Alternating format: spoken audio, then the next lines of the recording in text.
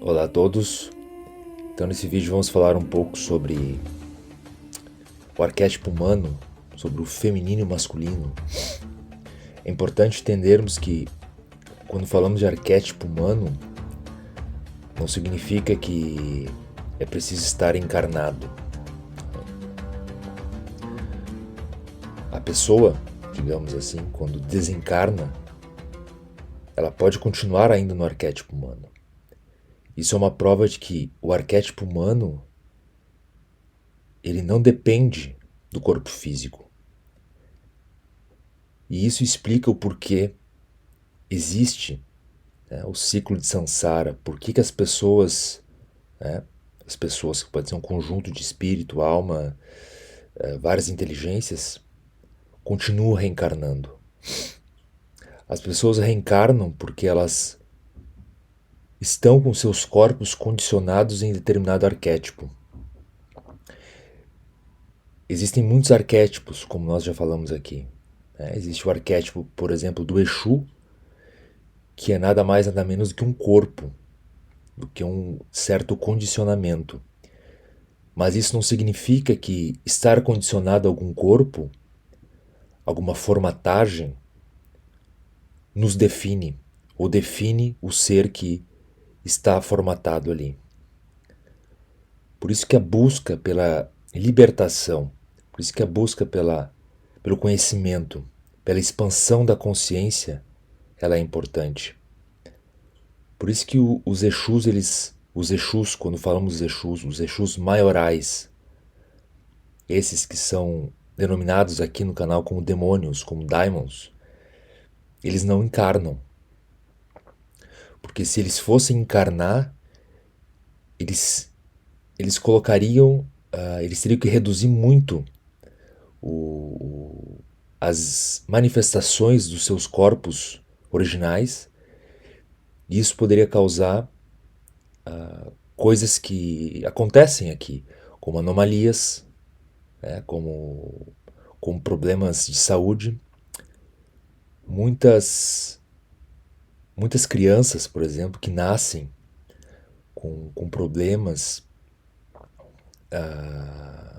com paralisia, com problemas diversos motores e mentais, muitas delas, né, isso não sou apenas eu que estou dizendo, isso são cabalistas renomados que dizem, são, por exemplo, demônios, que no mito é chamado de anjo caído, que reencarnam.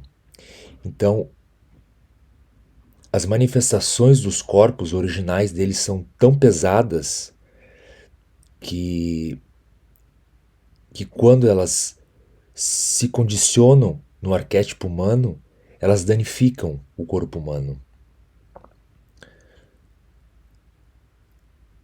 Às vezes, essas partes, por que essas partes elas são convidadas a juntarem-se no arquétipo humano? Às vezes são as rezas, as orações. Às vezes uma mãe ou um pai pede tanto, tanto por um filho, que vem, surge algum demônio, por exemplo, amigo da família, ou algum novo Exu, como a gente diz, que já está num grau mais profundo de sua própria essência, e ele decide, por compaixão, reencarnar, mas este reencarne, considerando o estado de um novo Exu, né, que já está num grau mais aprofundado em sua própria origem, acaba por vezes danificando o corpo físico. É essa a explicação cabalista, a explicação esotérica para crianças que nascem com paralisia, que já nascem com diversas manifestações anormais, físicas do arquétipo humano. Então, o arquétipo humano nada mais é do que uma roupagem, um estado, um condicionamento. esse condicionamento ele se propaga em uma dualidade, homem e mulher. E isso condiz com aquilo que chamamos na alquimia, né, do casal. O casal o que é? O enxofre e o mercúrio. Ou seja, o enxofre é o aspecto feminino, né? Porque o mercúrio ele é um metal líquido que se adapta, né? Se adapta à temperatura, acusa a temperatura. Antigamente, hoje em dia não tanto, mas antigamente era usado para termômetros. É um metal líquido que se adapta, aquoso, e o enxofre já é um mineral que geralmente está no fundo da terra e é representado pelo fogo, pelas lavas, pela fumaça. No templo de Delfos havia, né, abaixo do templo de Delfos, rachaduras que liberavam do fundo da terra, né, das profundezas mais próximas de tais ramificações terrestres, gases de enxofre, fumaças de enxofre. Né? Existem vários planetas, a NASA já está constatando isso, que existe enxofre em vários planetas. Então o enxofre ele é extremamente importante para a vida. Né? Então o enxofre ele é representado pelo fogo, ou melhor, ele é a representação do fogo. O enxofre ele brota do centro da Terra, ele brota das camadas inferiores, infernais, por isso que o inferno está ligado ao cheiro de enxofre, então ele brota das camadas infernais, inferiores, interiores, e assim ele sobe como fogo, só que ele é um fogo aquoso também, é uma lava, a lava de vulcão, por exemplo. Então temos esses dois símbolos alquímicos que representam essas duas manifestações físicas do arquétipo humano. São simbologias. E a união do enxofre com Mercúrio é representada na alquimia como o elemento sal. Né? O elemento sal ele pode ser, né, em vias práticas, pode ser o corpo físico nosso, mas ele também pode ser aquilo que vai unir o nosso pensar. A ciência já comprovou que o sal é extremamente benéfico para a saúde, para acontecer as sinapses, né, realizar a conexão neuronal e assim propiciar o pensamento, né, facilitar o pensamento. Quando a pessoa ela passa mal, a pressão baixa, e a pessoa não pensa mais, a pessoa ela perde o sentido, né, se coloca um pouco de sal embaixo da língua para a pessoa ativar novamente essa falta, né, suprir essa falta de sal que causa danos momentâneos ao cérebro. Então o sal, que será tratado aqui também como banho de sal, né, mais tarde. Primeiro necessitamos fazer algumas introduções alquímicas para isso.